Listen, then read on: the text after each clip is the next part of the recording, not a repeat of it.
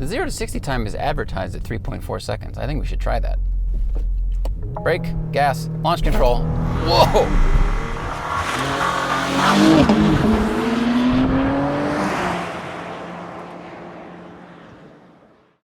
Some people love custom ordering. Pizza, curtains, or a car. They just know exactly what they want. If you're like that, the Porsche Configurator is perfect for you. But not everyone wants to choose the leather color of their air vent. For those of us that want a simpler transaction, there's cars like this one, the Panamera e-Hybrid Platinum Edition. It comes with lots of technology and luxurious appointments, although it still has some options, one of which makes no sense to me. But the question I'm wondering is, why does a performance hybrid exist? And does it still have a place in an ever-growing world of performance EVs? What is a Porsche Panamera Platinum Edition exactly? Well, in a way, it's kind of like a company like Viacom. It owns a lot of other companies, so within the Platinum Edition, you get a lot of stuff. It's a way to tick a bunch of option boxes without having to actually tick them. It comes with 21-inch exclusive wheels, although you can get it with 20s, and then the grille and badge are the same finish as the wheels. You also get the LED matrix headlights with dynamic lighting and high beam assist. The window trim is gloss black, so are the exhaust pipes. You get exclusive design taillights, which normally cost extra. And there are 13 different colors available at a no-cost option, although this one, strangely, has GT Silver, which costs $3,200. The only options this car has in addition to that package are the leather interior, which is black and Bordeaux red for $4,000, rear steer, which is a $1,300 option. In a car of this size, that is an absolute must buy, regardless of what trim you get in a Panamera. Adding a $1,000 option essentially to give yourself a usable turning radius and make U-turns easy is absolutely worth it. The only other option is adaptive cruise control, which I find surprising considering the amount of tech this car has in the center stack and the gauges. So $2,200 to add adaptive cruise control. One of the greatest inventions of the 21st century, definitely buy that one. Hey everybody, today's video is sponsored by eTags.com, offering 5-star service for vehicle registration and titling, something that all of us that buy and own cars hate. And we know that every driver has to have a registration, right? A registration card, a license plate, and a sticker in most states. But not every title transfer or license plate renewal is straightforward. Special circumstances can determine some extra steps, some extra forms, even certified documents or notary services to complete the paperwork. It can be massively annoying. Most states also have their own regulations. For instance, Ohio has you go to 2 different agencies, one for registration and one for titling. With eTags Online, you can upload all the various forms needed along with your driver's license and insurance card, and if there's any missing information, you'll be notified via your own eTags account. No need to go to the DMV. If you've got unpaid tolls or parking tickets stopping your tags from getting renewed, they can help before your tag expires. If there's a death in the family, a marriage, a divorce, whether you're donating a car or get gifted a car, all of these situations require plenty of know-how at the DMV with registrations and requirements, and that's where eTags comes in. Say you've inherited a vehicle. You need to upload the death certificate before the title and ownership is in your name. In Florida, for instance, if you're the surviving spouse, the car goes directly to you, no transfer needed. Not so in New York, Maryland, or many other states. But you can let eTags handle all this. You don't need to know the individual nuances of what every state needs in every circumstance. That's what eTags is for. And we've got a deal for you. Hit the link in the video description or just go to etags.com/thesmokingtire for an automatic discount of $5 off renewals or $10 off of title work. It's our gift to you to also make your life easier with eTags. And thanks to eTags for sponsoring today's car review. To understand the Panamera, I went to its natural habitat. Now this is where most Panamera owners are going to spend their time, right? Commuting, running errands on the highway. And for the most part, they'll be very rewarded. This is a very comfortable, luxurious experience. Heated and cooled seats in the front, heated in the back. Everyone has a lot of space. Fit and finish is really nice. One of the only tech options this car has is the radar cruise control, adaptive cruise control, which does a pretty good job. I like the controls of it. I like the information on that left side gauge. The only thing I don't like, and that I've noticed, is that sometimes as it catches up to a car, it brakes a little bit abruptly. And I know that a little bit of that is what range it's set to, but it's kind of like a cliff. You know, it's fine going the speed it's going, and all of a sudden it hits the brakes, instead of reading a little ahead and braking a little bit more gently like some other cars do. Something else you may notice is there's a little bit of noise intruding in the cabin. Now, I am on a grooved concrete road, to be fair. So on a tarmac highway, it's definitely a little bit quieter than this. But there's a little bit more wind noise than I was expecting, especially given how slippery this shape looks. Luckily, it has an amazing Bose stereo that will drown out pretty much anything short of a comet hitting the planet, because it is banging. Super clear stereo, goes really loud, big fan. Now this car has air ride suspension, which both is adjustable in terms of height and also stiffness. It has a normal, a sport, and a sport plus setting. Normal kind of grooves and wafts. You know, it's like someone being in a Zodiac on a fairly calm morning, just going out to sea and just going over those gentle rollers. That's kind of how it feels. At times, it's felt almost a little too soft for me. I actually prefer driving it around on the highway in the sport setting. That is a really nice Goldilocks mix.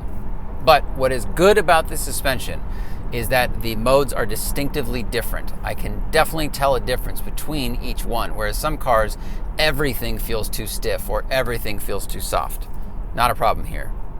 And right now, I'm at 61 miles per hour. I'm driving in EV only mode. I have it set to hybrid auto, but it decided to turn the gas engine off. And although the EPA says that the EV range of this car is 19 miles, I actually show a range of 23 miles. Oh, it just kicked on the gas engine because now we're up to 72 miles per hour. I really like how seamless the activation or deactivation of the electric motor is. It is really, really well done. And if you have a full battery when you leave the house, you will have an advertised combined range of over 500 miles, and the EPA says that it will get a 54 miles per gallon on the highway. That is amazing. If you want a luxurious 5-door, the list of choices is basically endless. But what if you want a plug-in hybrid that feels at home when the road goes from interstate to interesting? Now, this is where we really separate the Panamera from the Prii. And keep in mind, this is just the Panamera 4. It's not the S, it's not the Turbo S, not anything like that. Regular Panamera 4 all-wheel drive hybrid. And the EV motor is happy to pull me up the hill. I'm going 45 miles per hour right now, and if I add a little bit more throttle, it'll accelerate. But there, I added about 10% more throttle, and it kicked the engine on immediately. Too much. I was asking too much of the car. This is 5,000 pounds trying to go up the hill with this battery. So if you ask a little bit too much of it, try to accelerate, it's going to need some extra help. But luckily, that 2.9 liter twin turbo V6 is very helpful. 455 horsepower of help. And since we're in the canyons, and since we have a little knob down here that says drive mode, we might as well turn it over to full kill, which is Sport Plus. So now we're using everything. The 0 to 60 time is advertised at 3.4 seconds. I think we should try that. Brake, gas, launch control. Whoa!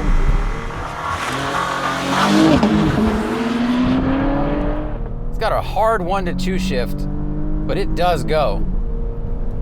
And compared to the competition from Mercedes or BMW when it comes to plug-in hybrids at least, or in their case all they have are mild hybrids, most of their cars run 0 to 60 in 4.9, so this is a little bit quicker.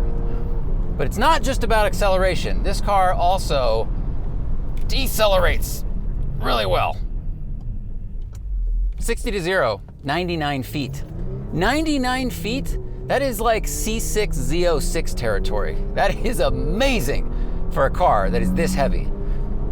Thanks in part to Michelin PS4s. They have a big hand in that. But, as SBF's future prosecutors will hopefully say, it's not all about the numbers. Now, steering, I like it. The ratio is just right, as Goldilocks might say. Quick enough that I don't have to do much hand over hand, but it's not so quick that if someone got into this car from, you know, whatever their hybrid SUV or their previous car might be, something that's just, say, a little bit more appliance-like, they're not going to feel like it's twitchy. cornering speed is wild. I mean, a lot of that's due to the tires, I know, but for a car that's this heavy, I have found myself carrying such incredible amounts of speed through these corners with very little protest. I am in Sport Plus mode now. Now that sets these adjustable air suspension to full stiff. I actually prefer it in, I guess, whatever one red bar would be. Sport? The shifts are quick in Sport Plus mode, but there is a slight delay from when I pull the paddle to when the shifts happen, and it seems to depend on what I'm doing with the throttle. Like, if I'm accelerating too much or too little, it changes the timing a little bit, but most owners of this car won't care. And I will say that it shifts to the perfect RPM to not disturb the chassis in the corner. It doesn't go 100 RPM, beyond what it needs or below what it needs, like some other cars do. It lands right where it needs to, so there's no, discernible change in your speed. Really, really great. Doesn't upset it at all. The seats are comfortable. They do a pretty good job of holding you in. This is not a race car. This doesn't have deep buckets. It has comfortable seats. That's what they're meant to do. I really like having the analog gauge in the center. It breaks up what is normally a giant screen in most other cars. Looks nice. And on the highway, between a little bit more wind noise than I expect and just listening to music and stuff, it's hard to tell when the hybrid or the EV motor is kicking on or off. The only way I really know is by seeing the tach go back to 0 and then jump back up to like 2,000. And it happens so quickly and smoothly. I have to, oh, there, it just did it. It's the only indicator I have.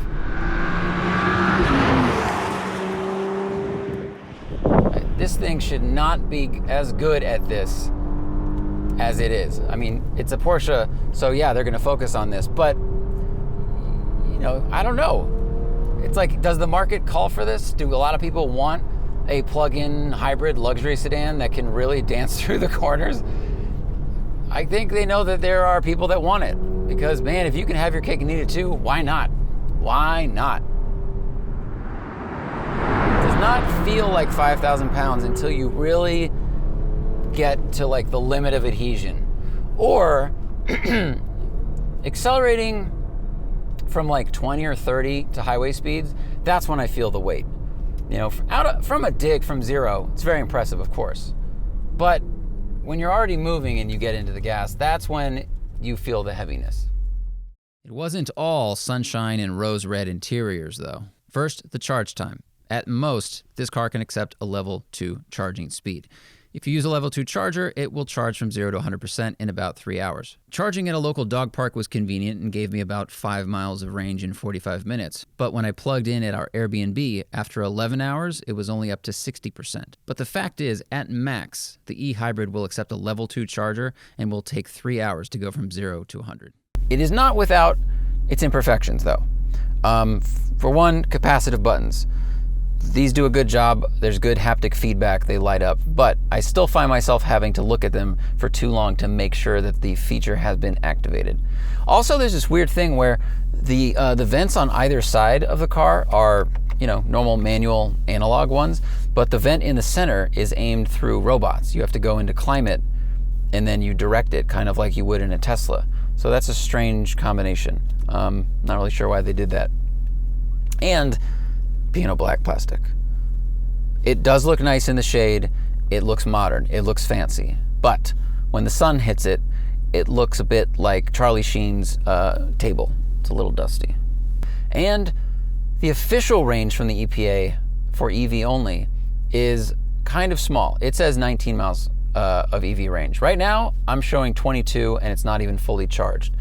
So take everything with a grain of salt, people. The average commute is only 12 miles in America. We've talked about this a lot. Most people don't need more range than that, but some people might.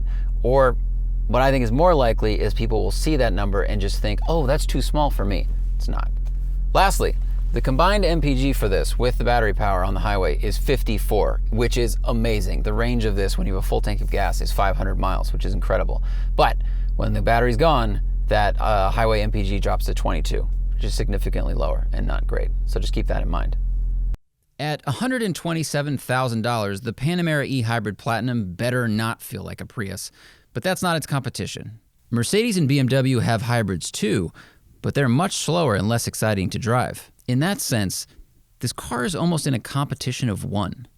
When you start looking at EVs, there's a larger selection of sporty options, some from Porsche itself. But as we've learned lately, the demand for lithium grossly exceeds the supply. Plus, our grid is just not ready for everyone to go full EV. That's why I think plug-in hybrids might actually be a solution rather than a stepping stone. And in that sense, this is an excellent compromise that has almost none. And remember, always fight your tickets. Use code TST10 on the Off the Record app available in the Android and iOS store, or go to offtherecord.com/TST.